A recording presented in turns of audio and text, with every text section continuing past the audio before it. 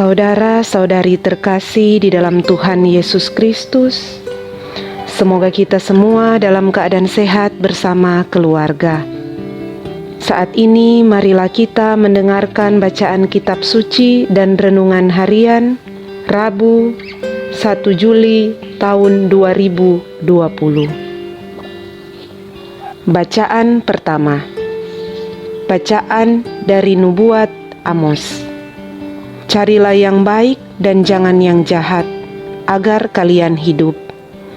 Dengan demikian, Tuhan Allah semesta alam akan menyertai kalian seperti yang kalian katakan. Bencilah yang jahat, cintailah yang baik, dan tegakkanlah keadilan di pintu gerbang. Mungkin Tuhan Allah semesta alam akan mengasihani sisa-sisa keturunan Yusuf. Tuhan bersabda, "Aku membenci, aku menghinakan perayaanmu, dan aku tidak senang akan kumpulan rayamu.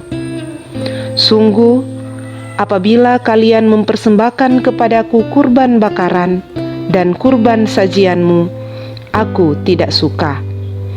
Aku tidak mau memandang kurban keselamatan yang berupa ternak tambun. Jauhkanlah daripadaku keramaian nyanyianmu. Aku tidak mau mendengar lagu gambusmu, tetapi hendaknya keadilan bergulung-gulung seperti air, dan kebenaran seperti sungai yang selalu mengalir." Demikianlah sabda Tuhan. Syukur kepada Allah.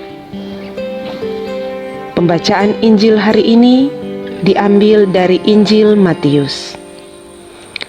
Inilah Injil Yesus Kristus menurut Matius. Dimuliakanlah Tuhan. Pada suatu hari, Yesus menyeberang danau Genesaret dan tiba di daerah orang Gadara. Maka datanglah dari pekuburan 2 orang yang kerasukan setan menemui dia. Mereka itu sangat berbahaya, sehingga tak seorang pun berani melalui jalan itu. Dan mereka itu pun berteriak katanya, "Apakah urusanmu dengan kami, hai anak Allah? Adakah engkau datang kemari untuk menyiksa kami sebelum waktunya?" Tidak jauh dari mereka itu, ada sejumlah besar babi sedang mencari makan.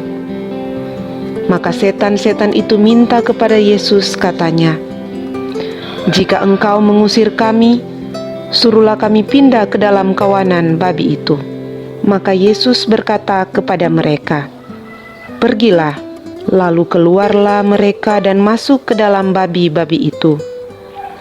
Maka terjunlah seluruh kawanan babi itu dari tepi jurang ke dalam danau dan mati di dalam air.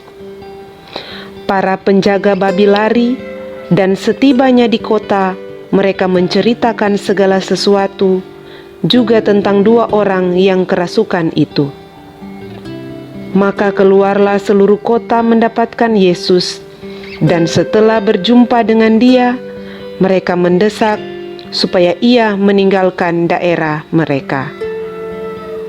Demikianlah Injil Tuhan. Terpujilah Kristus.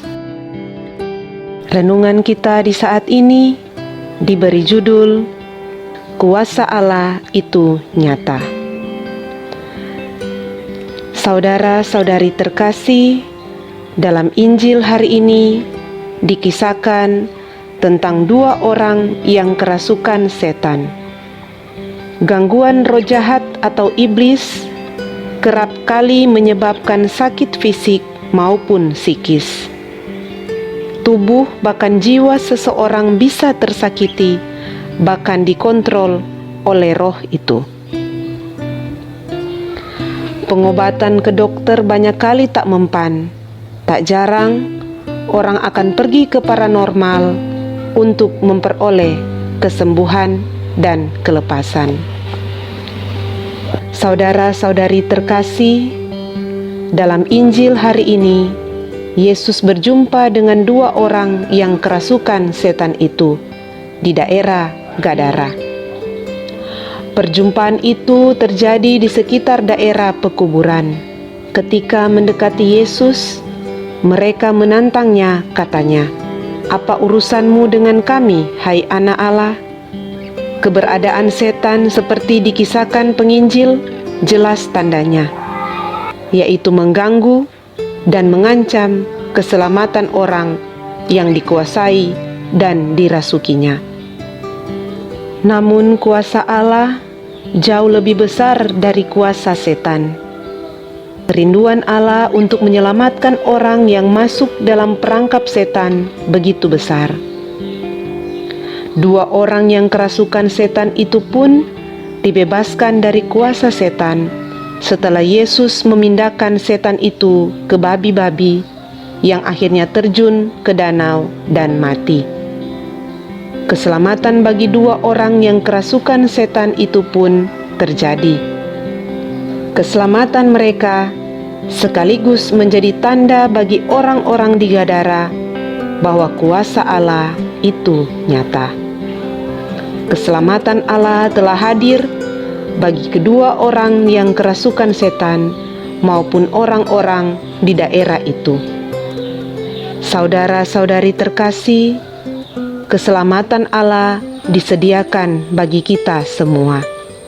Gangguan setan selalu ada penawarnya, yaitu doa yang tulus dan penuh keyakinan, karena kita yakin bahwa kuasa Allah itu nyata dalam kehidupan kita. Maka berdoalah selalu agar terhindar dari gangguan setan. Hiduplah secara benar dan hindarilah dosa. Seperti dalam bacaan pertama kita hari ini, Nabi Amos berkata, "Carilah yang baik dan jangan yang jahat, agar kalian hidup." Biarlah hendaknya keadilan bergulung-gulung seperti air, dan kebenaran seperti sungai yang selalu mengalir. Semoga demikian. Amin.